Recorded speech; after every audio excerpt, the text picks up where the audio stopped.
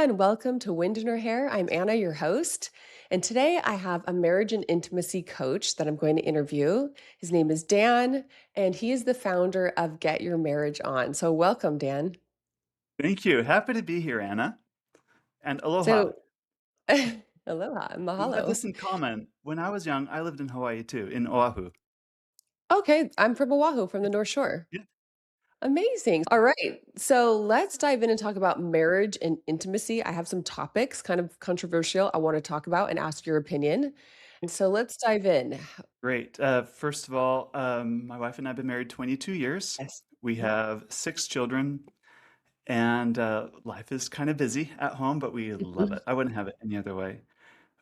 We had a good marriage, I would say. From the beginning, we're good friends. We'd go out or try to go out once in a while, difficult with young children. We'd make time together, we'd connect, and we had a solid friendship. But when it came to sex and intimacy, it was like the thing we never talked about.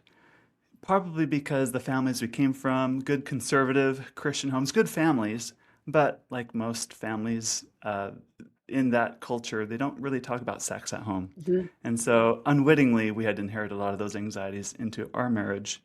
And it wasn't until, so I'd been married 13 years at this point. My wife was pregnant with our sixth child at the time when I had a conversation with a friend. And this friend opened up to me about his sex life with his wife in their marriage. And it wasn't like bro locker room talk, but it was more like, Dan, once my wife and I figured out to get our sex life, like we really got that in sync, everything else in our marriage has just improved. It was kind of the message. And I also learned in there that he and his wife have a pretty adventurous sex life.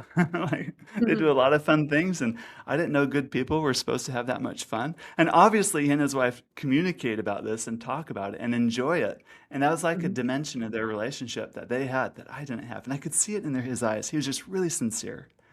So I went home that night to my wife and like, Emily, you'll never guess what kind of a conversation I had today. And I was right. She would have never guessed.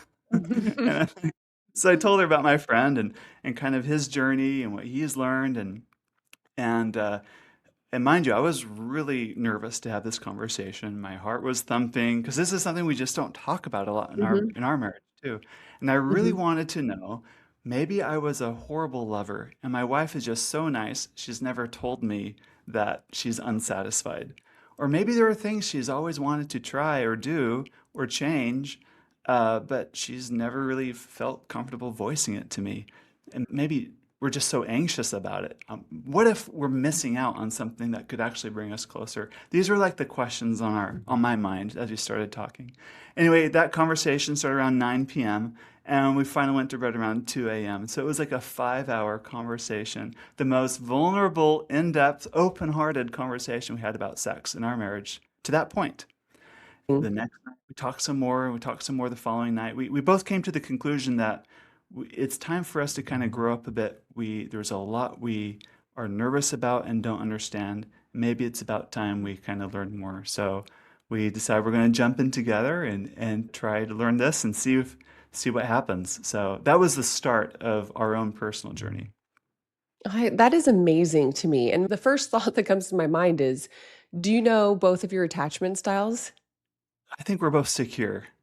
Okay, I'm guessing you're Mhm. secure because only securely attached adults can Mhm. be open to the feedback, first of all, and Mhm. open to being solution-minded and Mhm. figuring out how are we gonna make this better in our lives and both work together. The Mhm. dismissive avoidant, they're gonna pull away. They're not gonna wanna have Right. anything to do with diving in and leveling up, and the anxious, they're gonna probably be a little bit more emotional about it, and so immediately I'm Mhm. thinking, you 2 must both be securely attached, which really helps Uh-huh. when you're trying to improve a relationship.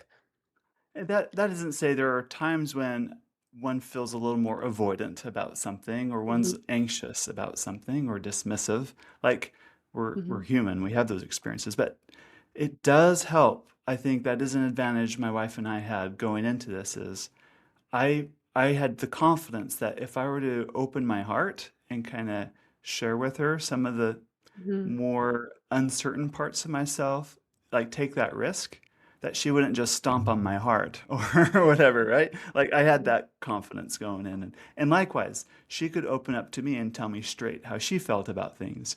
And I Mhm. wouldn't jump on her or like, shame her or judge her either. So Right. I think that does help. I do wanna ask you at some point, not now, if you think every marriage is savable, but I wanna dive into my first question, which is, well, did you ever ask her if she thought you were a horrible lover? I did.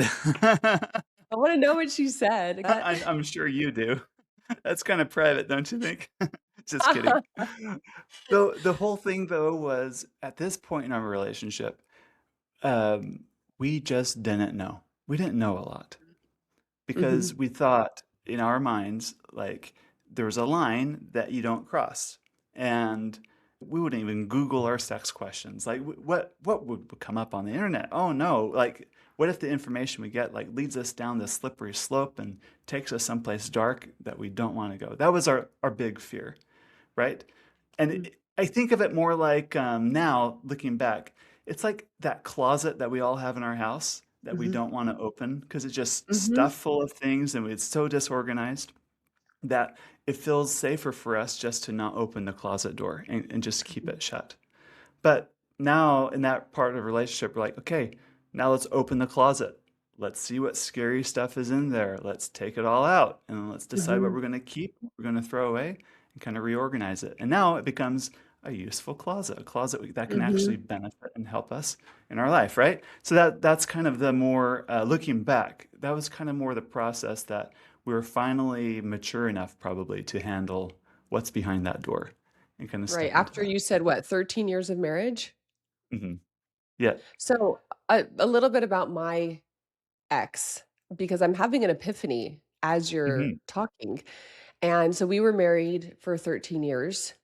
And then Uh-huh. I decided to file for divorce because I realized it wasn't gonna get better, but our sex life was Mhm. terrible.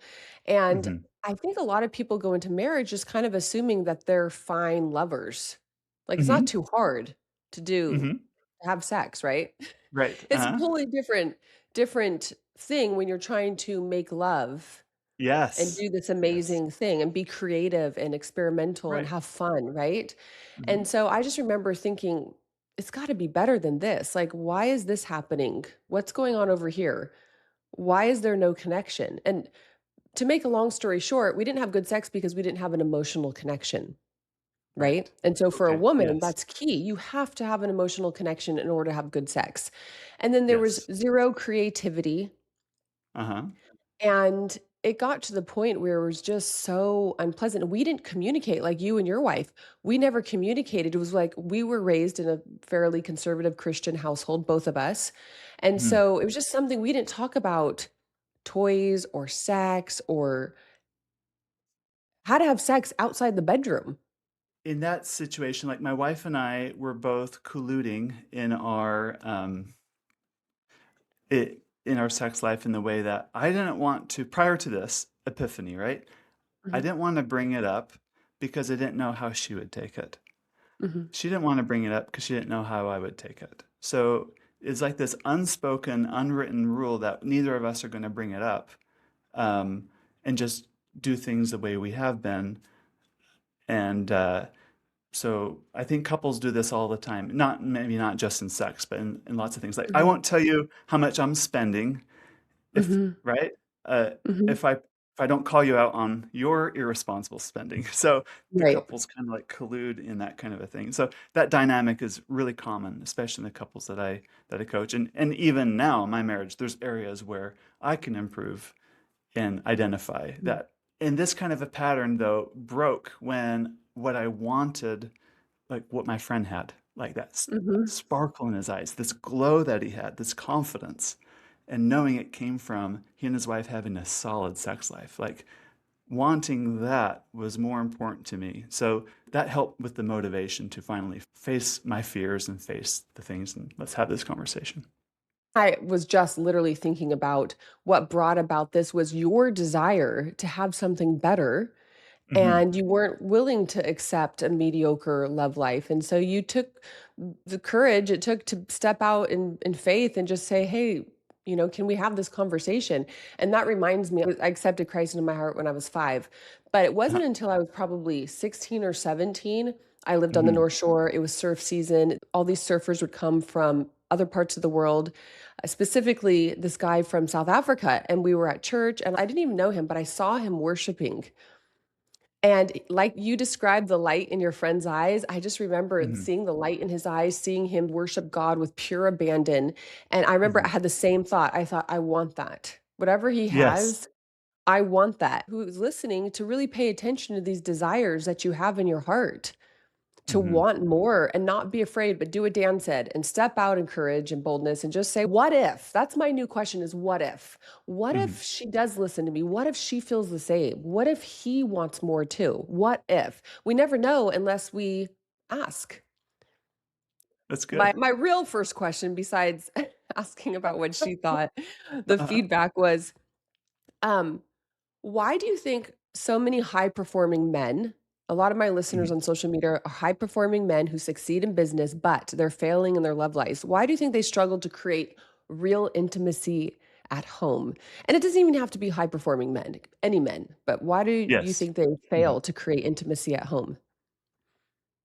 I would put myself in a high-performing man category also. Mhm. Um, I did the Enneagram test a while ago. I don't know if you're familiar with that, but a Oh, I'm 3. certified in the Enneagram. Oh, you are? Yeah, yeah. Yeah, So yeah, I love it. I've got that performant uh, part You're a of me. 3. Okay. Yes, I like achieving. I'm very goal-oriented. I own 4 companies and run marathons. I like to Mhm. do a lot, and I like to do it when I play hard, and when I work hard. I like to go full speed when I can.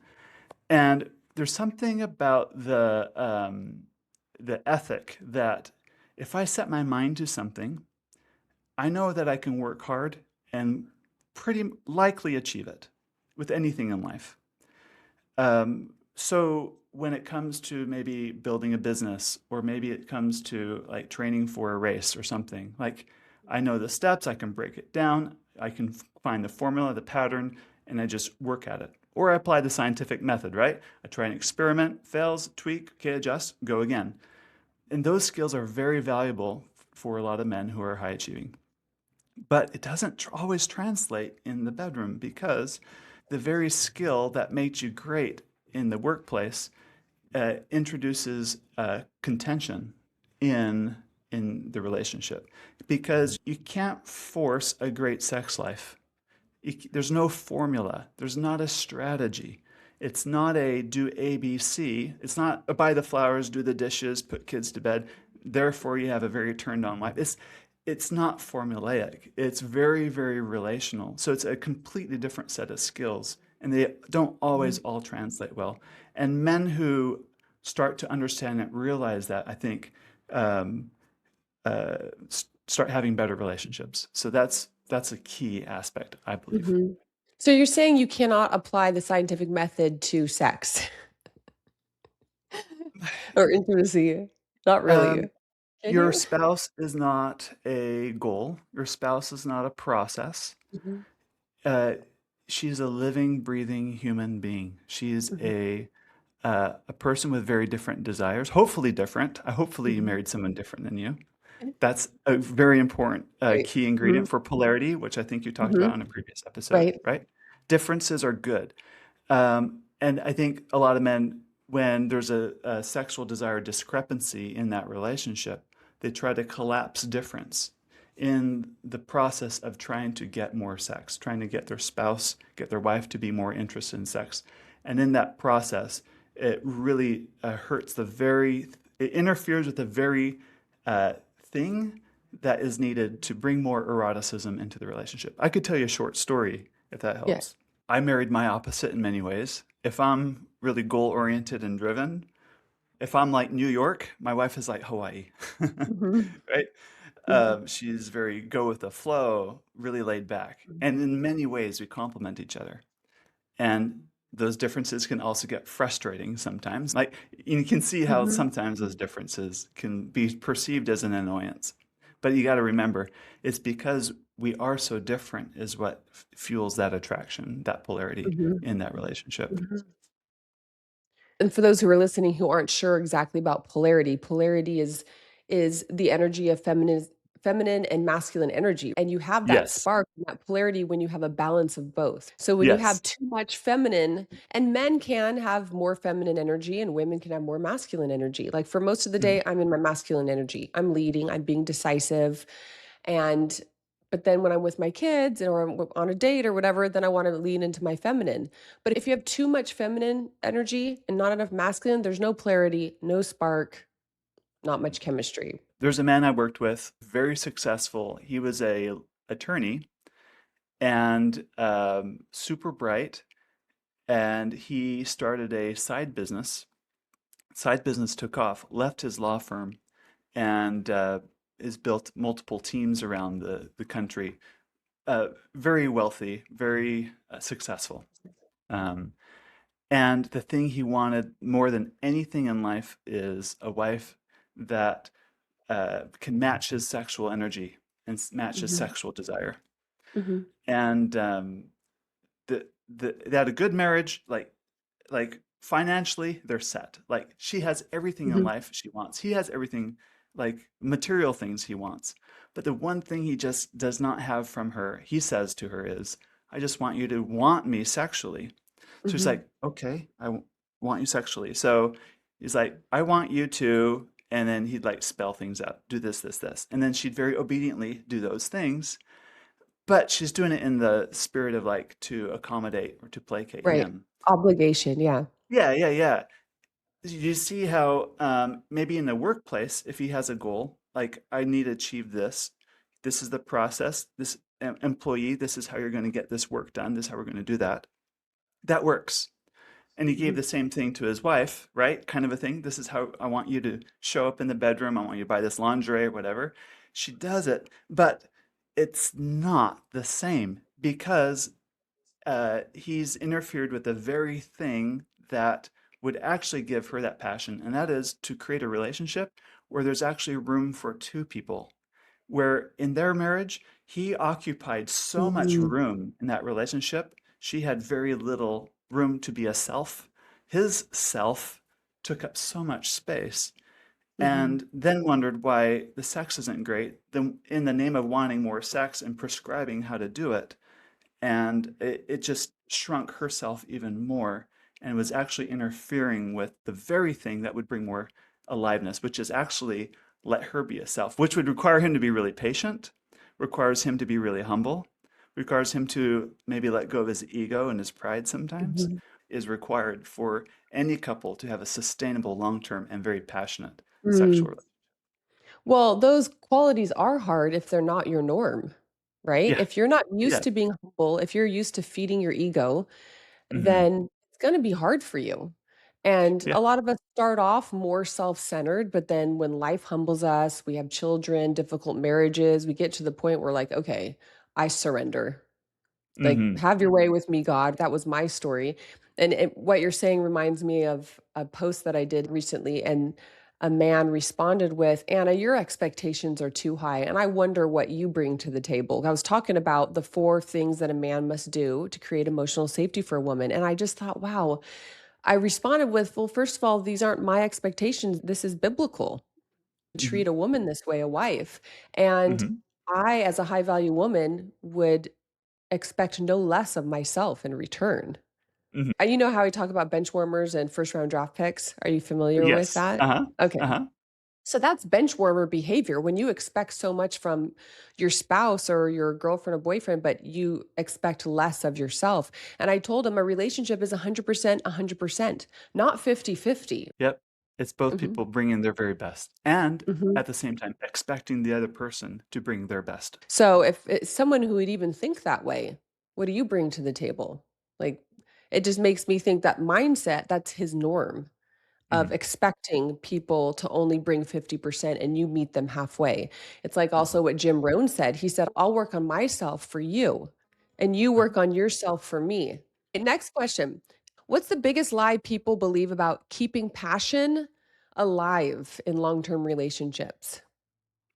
The biggest lie that I see in my office, in my clinical practice, is duty sex. It's a big, pernicious lie. It's an idea that either one person or both people in the marriage have, that one person owes sex to the other in some shape or form. Hmm. Now, for example, there's a couple I coached. We'll call her Hannah and James. Hannah came from a family where, when she was a teenager, her parents divorced. And divorced because dad had an affair. Actually, had lots of affairs. Mhm. And so the marriage kind of ended. She didn't have a strong relationship with her dad. So now, Hannah, as she's a young adult and is about ready to get married with the love of her life, mom takes Hannah aside and says, Hannah, I need to tell you a few things. Number one is, anytime your husband wants to have sex with you, you need to say yes. If you don't want your husband to have affairs, you need to say yes. And the second thing mom told Hannah is, by the way, sex is going to hurt. I don't know if anyone told you this, but sex hurts. And Hannah's eyes get really big, like, it hurts? It's like, yes, but you need to do it anyway. And so wedding night comes, and guess what? It hurt. So she pushed through it because she didn't want her new marriage. She adored James, but didn't want Mhm. to recreate the marriage her parents had. So for the next 5 years in their relationship, anytime James wanted to have sex, Hannah would say yes, even though it was painful, even though she felt zero desire for it. And of Mhm. course, James can tell, like, there's no passion in this. This isn't fun. There's no spark for you. And it's because they had this script somewhere Mhm. along the way that said, you have a duty for your husband. I had 13 years of sex that did hurt sometimes and didn't feel good. Never once had an orgasm while having sex, ever. Mm-hmm. And I just kind of accepted it. Like, this is Yeah, probably but it sex wasn't therapy. passionate. No, it wasn't passionate. And Mm-mm.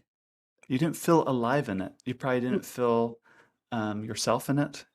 mm-mm. I bet it wasn't very common, maybe you never, where you ended a sexual encounter just feeling like completely filled and seen, and where you're known in the fullest sense, right? Mhm. It that can't happen when it's set up in some sort of a hierarchical way, or some sort of Mhm. a way where it's um, there's some obligation involved. So that's, I think, the Mhm. biggest lie that I see in a lot of the couples. They somehow believe have that script in their head.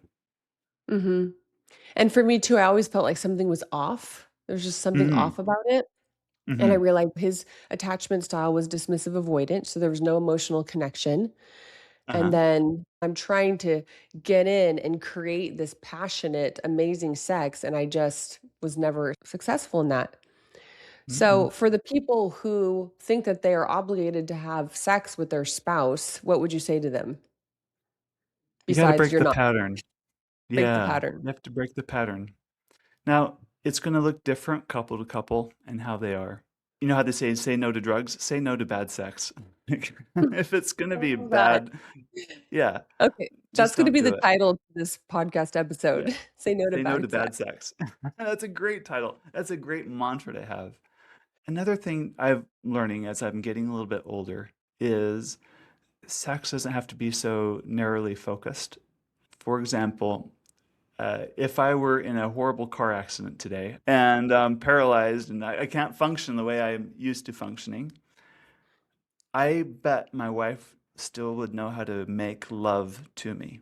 Now, sex will be very different. The way sex is happening is different, but Mhm. making love is different. I hear men complain like, "Oh, my wife's on her period. We can't have sex." Like, It's not true. you can, well, couples have sex on their period all the time, Yeah, but messy, it's but not it about that. works. Can you make love to her arm? Can you make love to her ears? Can you make love to her heart? Mhm. Can you hold her? Can you look There's into guys her probably eyes and listening to this right now and rolling their eyes and being like, "Oh my goodness." But those are the guys who don't have any creativity or imagination. It's like it doesn't make just involve love? penis vagina. Yeah, yeah, yeah. Yeah, they're short-sighted. You need to look a Mhm. little bit more. You can make love to this person, this amazing Mhm. person. Like, treat them as a whole person, not just as a convenient apparatus. They're really Mhm. the full being. Can you make love to that? I think Mhm. we might have sex with our bodies, but we make love with our heart. So you bring Oh your my whole goodness, I heart to the love table. that. That's what immature teenagers can never really do.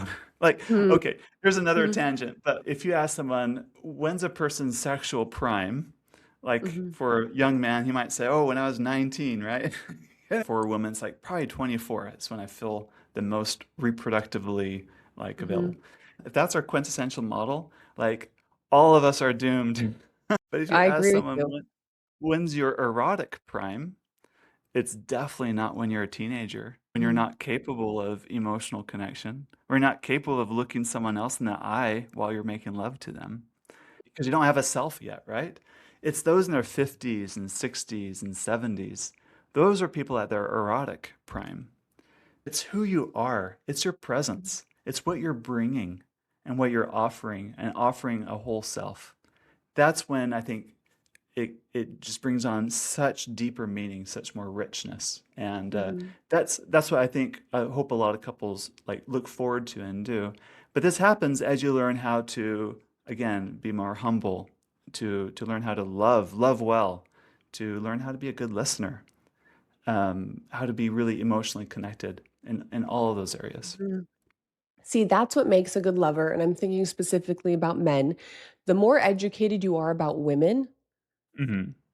the better you will be at making love. Reminds me of another post I did about men who try to make sense of women's emotions and their Hmm. plights. They try to logically figure it out and understand it, and if it doesn't make sense, they're like, you shouldn't feel that way, that doesn't make sense. Like, let's just move on." But They you will dismiss never it, right? yeah, Uh-huh. they dismiss it exactly, and you will always fail at that relationship. It's like our relationship with God. I love this song that says, "When I trust him, I don't have to understand."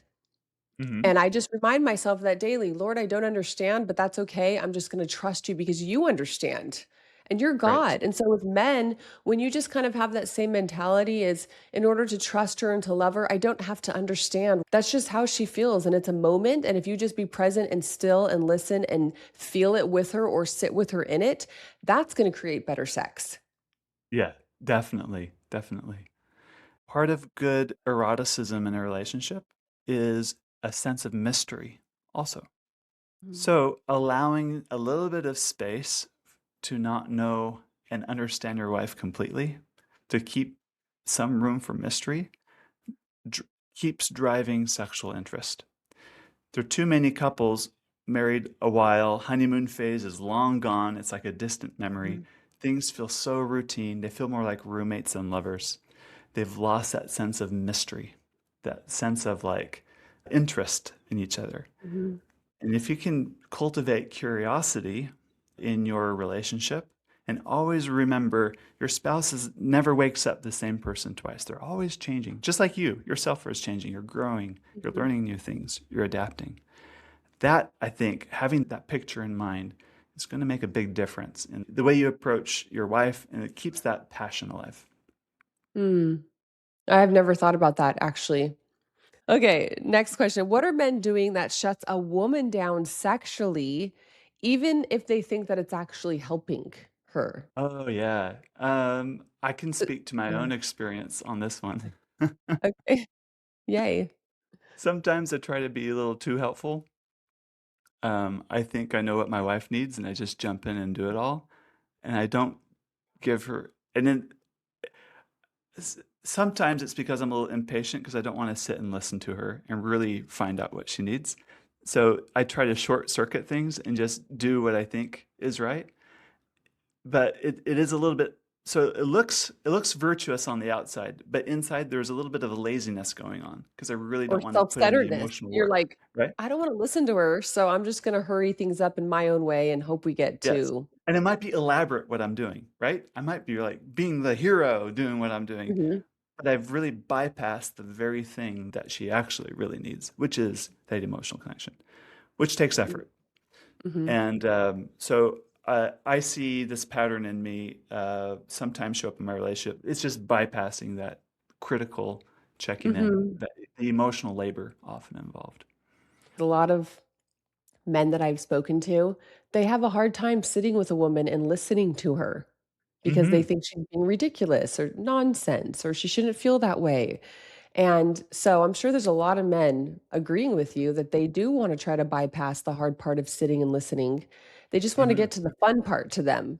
But see, Yep. it's just so interesting the way God created us because it's going to take work. Anything that's beautiful or worthwhile is going to take elbow grease. Building your dream home, building a business, giving birth to a child, creating a beautiful, satisfying long term relationship is going to take hard work. It's just the way God made us, men. You just got to accept it. She needs you to sit and listen and be patient to create emotional safety. And women, you just need to fill in the blank, Dan. Yep. Um, oh wow.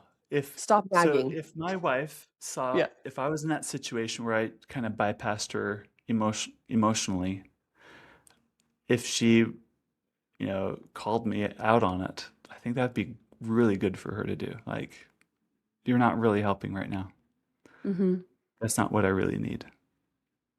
I think being straight and honest with me, I think would be really helpful. Mhm. I can speak more to men too. There is emotions are contagious, and we don't think of it that way. When you're with your wife and she's relating to you emotionally, and you will start feeling those emotions. Like Mhm. my wife talking about what she wants to do for homeschooling next year, and it's like different from the plans that I want. I tend to like I feel those emotions. I felt this the other night, like uh, inside me, and I want to like correct her. I want to just jump in and say that's a bad idea. You're missing this other point, and this point, this point. Mhm. But what is actually going on in me is I am in an emotionally reactive state. That's what's going on. I am reacting to the unpleasant emotions that I'm feeling within me, Mhm. and I don't like them. So I'm trying to control my wife to soothe the Mhm. unpleasant emotions inside of me. In other words, I'm looking to her to solve the emotional discomfort that I have. Mhm. And this kind of a pattern repeated in relationships creates what's called, in psychology terms, we call it enmeshment. Mhm. Or Mhm. people will use the word codependency or things like that. It's that kind of an idea. It's the idea that I need my wife to be a certain emotional state so that I can be in a certain emotional state. So I try to Mhm. control her or edit her, or minimize her, whatever, so that as a way of managing my own emotions, because I can't manage them myself. So I'm going to manage her instead. And it's an immature reaction. Because you're being too reactive. So a more Mhm. mature way for me is just feel the emotions and to build a tolerance for unpleasant emotions. Be a man, right? It Mhm. takes real strength Mhm. to be able to tolerate the discomfort. And if I can just Mhm. let it be and just let the emotions just exist in my body, I don't have to be so reactive to it all the time. And then I'm Mhm. more in self-control instead of other control. A big problem in relationships is when people don't take responsibility for their emotions and they wanna put it on other people, Yes. and I knew this man who would say, "You're making me angry," and I Right. remember like, "Really? I have that sort of power over you?" I believed this growing up until I got into personal growth Uh-huh. and studied the Enneagram, etcetera, is that people can't make you feel a certain way. That's on No. you. And so a huge Yes. sign of maturity and being securely attached is getting to the point where you can take responsibility for your emotions, Mhm. full responsibility, not put that on anyone else, and to understand that whatever you're feeling really has nothing to do with that other person. It has to do with what's going on in you, something that is unhealed. Something that's Mhm. a trigger for you. And yes, Mhm. people can trigger you, but they can't make you feel angry, I think is important for people to understand because people still don't know that they're responsible for their own emotions. Yes, our response to it is completely within our control Mhm. when we choose to take control. Mhm. We're agents. We have agency. Um, are we going to be a person that acts, or are we going to be a person that is acted upon? I want to be a person that acts, not being acted Mhm. upon all the time. Mhm. But that takes strength. That takes a lot of Mhm. practice. It takes mindfulness and embodiment and making lots of mistakes and trying again and Mhm. giving yourself grace and all those things. But at the heart, this is the only way to sustain a passionate, long term, hot, sex life is when you've become more capable of tolerating emotion and being capable of managing emotion. Because Mhm. all the sexual techniques in the world and positions and toys and everything can't produce intimacy. Intimacy is into me see. I see you, you Mhm. see me, I know you, I let you know Mhm. me. And you can't let someone else into your mind, heart, body, or whatever if I'm afraid of how I am going to react or respond to their presence in me, right? So you have to learn how Mhm. to control that, have that self control. And the opposite's true. There was a man that I worked with, married 35 years, adored his wife. Sex life was bad, but starting to get a little bit better. Frequency wasn't great, but was starting to improve. Wife was not interested in other positions and other things like that. He was just dying to try something out of the norm. That's just what he really wanted. He was so afraid that if he told his wife what he really wanted, which was oral sex, I really want oral Mhm. sex, if he told her that, she would be upset and offended, and he would risk from a little bit of sex to no sex, like no more. Mhm. So he kept asking me, Dan, how do I bring up that I want oral sex without hurting my wife's feelings? This is a Mhm. very common question I get. How do I blank without hurting my wife's feelings or my Right. husband's feelings? So sometimes the kind, the honest, the graceful thing to do is to be straight with your spouse and say, Mhm. this bothers me, or I have a difficult time with this, even though you know it's going to hurt their feelings Mhm. in the short term. So he did. Okay. And to his surprise, his wife didn't freak out.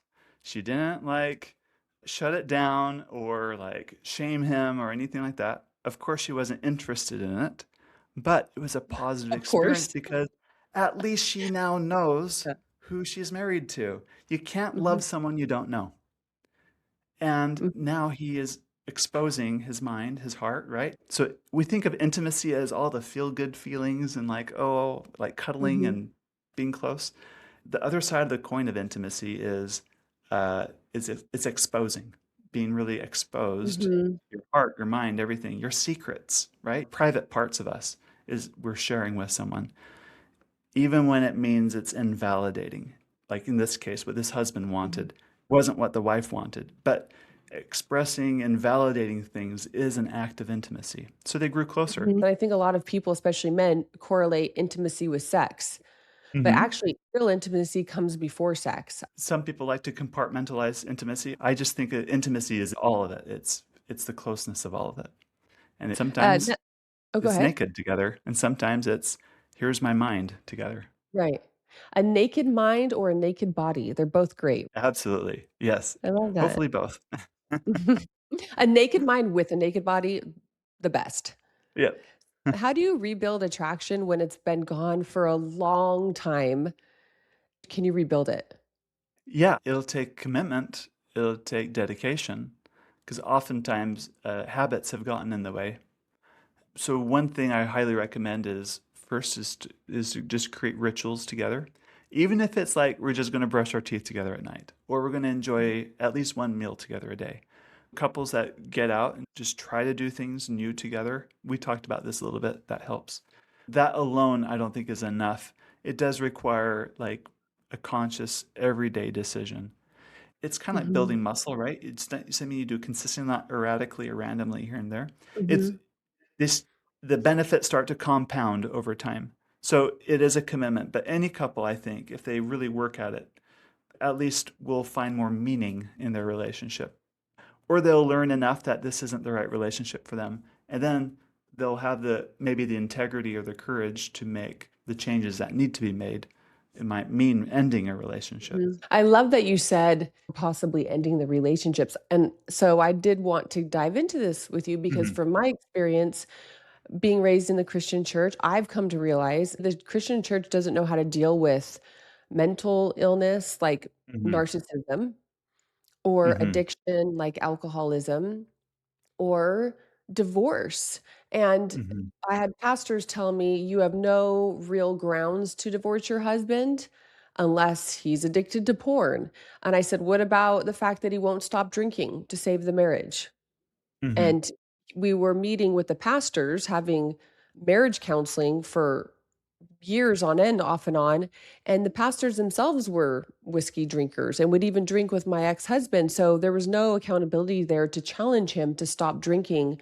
And we did meet with a therapist once, a marriage therapist, and she asked right away, "Is there any drinking involved?" And my ex said, "Yes." And she said, "Well, if I'm gonna meet with you, I don't meet with you unless you stop drinking, because the Wow. drinking gets in the way." Well, Yeah. his face turned red and the veins on his neck bulged, and I remember Uh-huh. looking at him thinking, He's "Oh my goodness, upset. Uh-huh. he's upset." I've never seen him this way with someone in public, and he never went back to her. I went back to her the next week because I wanted to know about alcoholism because I didn't know I was dealing with an alcoholic. Ah, And right. the definition that I found I love the best is for anybody any part of their life is negatively affected by alcohol, I would say labels them an alcoholic. So our marriage was negatively affected by alcohol. Yeah. And he Yes. said he wouldn't stop drinking for anyone, for Mm. anything. So the church doesn't know how to deal with narcissism. I think they just think it's a cliche term. Mm. And so I grew up thinking I can never get divorced. And for Mhm. 13 years of my marriage, divorce was not an option until I went to Al Anon, which is a sister group of AA for family members For of women? alcoholics. Mhm. Yeah, and so the lights turned on. I remember going home that night thinking, "Oh my gosh, I know what I'm dealing with now." Then I learned about narcissism and why the lying wouldn't stop and the lack of empathy and the lack of connection. And all of a sudden, as I'm educating myself, I'm realizing what I'm dealing with and that I'm not dealing with the same type of person or who thinks the same way I do. Uh-huh. Right. So I realized you can't save every marriage. What are your thoughts on that? Yeah. So Anna, after you gain this important information and knowledge, like the lights are starting to turn on for you, now you're stuck. You have a two-choice dilemma. Do I stay in this relationship where I feel like I have to be a gymnast and contort myself to fit, right? What Mhm, my husband needs, what my kids need, mhm, or do I stick and hold on to my integrity and my own self-respect and take make that difficult decision to end the relationship? And I'm not saying it's going to be the same answer for every single couple. Like mhm, there's a lot of nuance and things and variables to consider. But in the end, are you going to live your life in line with the best version of yourself? Or are you going to live your life in line with what other people, society, maybe church culture, and I'm saying church culture on purpose, not theology, mhm, wants you to do to fit in with a crowd? That is a big difference. And it's a very adult step sometimes to go against the grain, go against what uh, our social sphere wants when it means living in your own integrity so that you earn your own self-respect in that moment. and yes, I didn't respect myself, and I knew that he didn't respect me either, but that was a really hard decision, and it's been something that I've dealt with the consequences ever since then. I wanna say this summer, maybe it'll be 6 years we were officially separated and divorced 3 years, Hmm. and I pay the price for it, but it's like you pick your heart. It's hard to Yes. stay in a loveless, narcissistic, alcoholic marriage, especially when you have children, and that's the only reason I stayed so long. And it's hard to go through the aftermath of a divorce regarding the children. Still, I Mhm. feel like it's still costing me. They're still upset at me for it. Yeah. But I picked my heart and I don't regret it whatsoever because I knew that God had more for me. And especially when you're with a narcissist, they're not going to support you or your dreams or your talents or your gifts. They're not going Mhm. to pour into you and speak life into you and say, "You can do this. I've got your back. Whatever you want." I don't think God wants anyone to be miserable in a relationship long term in the name of marriage on paper, because your relationship wasn't a marriage in the true sense of like a merger of two into one, right? I learned this a few years ago that marriage is not meant to make you happy, it's meant to make you holy. And I Yes. mean, we wanna be happy in marriage, but a lot of people enter marriage or relationships saying, "I want this person to make me happy or complete me." Hmm. And you're gonna fail because everybody will disappoint you and let you down. The only one who won't will be God. A few more questions. What role does play, novelty, and fun actually have in sustaining intimacy? Huge role. Tons. We need lots of play and novelty. Yeah. Yes, absolutely. Um, Most people don't want to eat the same meal every day, wear the same clothes every day, drive the same car every day, or even work at the same job every day, the Right. whole life, right? We're wired to come alive in new things. This is built into who we are. So your sexual relationship's the same. But there is a Goldilocks zone, right? Not too hot, not too cold, just right. Mhm.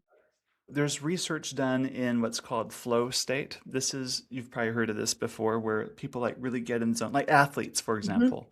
They're in this Mhm. state of flow. They're at their peak performance. Or artists, they get in the state of flow and they're just Mhm. creating great art. Sex is can also be a state of flow for people. But to get there, it usually requires effort. That's phase one. It takes some effort to get there. So there's got to be a little bit of challenge to overcome. And number two, you have to learn how to relax in it. So if it's not relaxing in it, it usually doesn't work. And number three is this is where there's a physical side to it. There's this physical, surreal, sensual side to getting in a flow state in sex. Another researcher found that the ideal Goldilocks zone for novelty or trying new things, which is the balance between I have the skills for it and competency. Let's say you want to try being tied up and your spouse has their way with you Mhm. and you're not used to that. That kind of novelty probably isn't going to help you with the relationship. But if you can go, okay, we'll just make love blindfolded, that might be the kind of experience, a little bit of novelty and fun and to change things up. Another thing that helps couples sexually is having something to look forward to. My wife and I have a bucket list. We sit down and we thought of like all the fun things that we want to do sometime. Different places, locations, things, Mhm. whatever, right? And I encourage couples to make a bucket list too. If you're going to plan a trip or a getaway, look Mhm. at your bucket list. Is there something on this list we can check off while we plan our Mhm. next trip together? A Like, sexual do bucket list, I think. a sexy bucket Yeah. list, yes. A friend told me once her bucket list includes doing it in a cave in the back of a movie theater. I don't know how she'll pull that off legally. Don't get in trouble. Like things like that. Like I'm like, this is pretty cool. You really thought about this. Like that's what I Mhm. mean. Like for her, Yeah. those were things that excite you, right? Mhm. Having something to look forward to really tends to drive us and motivate us in the right direction. So, a little bit of novelty helps, but you don't have to go extreme and have something to Mhm. look forward to. So for any of you out there listening who have zero novelty in your marriage and you wonder why your sex life is dry, then get creative. Google it. Go to ChatGPT and say, "Give me 10 ideas." Better I just yet, yeah, download what? my app, which we haven't talked about. Okay, let's talk about Intimately Us is the name of the app. It okay. is designed for married couples to bring this spark, this erotic spark back into their relationship. Oh my goodness, I will include the link in the show notes. Great. It's a free download, so Okay. it's fantastic. And that's what really got me in this space of now learning how to help Mhm. couples. It's led to a career change for me. Now I get to do this full time. I help married couples improve their sex lives. But it started because we made this app, and that's this app that we're referring to, Intimately Us. Mhm. A lot of us encounter a really difficult season in life, and then we want to use that pain for our purpose. And so that's what happened Hmm. to me when I got unstuck from that unhealthy marriage and I hired my own life coach. She's the one who walked me through my divorce. And I remember just having this epiphany. Other people need to know this. They need to know about narcissism and alcoholism and what that looks like and become educated so that people don't have to do what I do, which is you Right. try to force someone to change and to invest in themselves and to do the right thing and to stop lying. And you can't change people. For Yeah. 13 years, I thought I could change my husband. I thought I could help him to be a better man, but you can't. That is so Yeah. good. Yeah. Our mess becomes our message. Oh, I never heard that before. Our pain becomes our platform, our Yeah. I purpose. like that too. It's good alliteration. That brings me to the last question. What point does trying to fix a marriage actually become self-abandonment? If you feel like your integrity is compromised by being in the relationship, I think it might be time to leave. I didn't know this back then in my marriage, but I never thought about or paid attention to patterns. And in fact, I'm hosting a live event in Dallas next month, and it's called The Patterns, and it's for married or single people, but it's about paying attention to the patterns and how if I would have stopped listening to what he said and started looking at what he's doing The and behavior speaks so much not more doing. louder. Yep. Yes, Mhm. actions speak louder than words, and I didn't pay attention to the patterns. I just kept thinking, "Okay, it's gonna change. He said he's gonna stop doing X, Y, and Z and start doing this." But if I would have looked at the patterns, I would have seen, okay, it's been 2 years of 0 growth, 0 change, and I have a friend who's in therapy, and he's finally looking at his wife who's going to therapy too, and he's saying, "She's going to therapy, but there's no change. She just keeps going to therapy. It's been a Mhm. year and there's no Uh-huh. change." And so pay attention Mhm. to those patterns and stop listening to what they're saying. If they say they want to invest in the marriage, but you see no proof, you have your answer. I think you added a lot of value, Dan, to people who are in walking in these steps of being frustrated, being stuck in a marriage with no intimacy. So, where can people find you? The best place is getyourmarriageon.com. That's my website. My Instagram is also getyourmarriageon. But download my app. Intimately Us is the main one. I have a few others also, but that will get you really fun date night ideas. It'll give you games you can play in the bedroom. It'll give you a lot of comprehensive sexual education Yes, and remember, say no to bad sex. and say no to bad sex. I Please love say that. no. Yeah.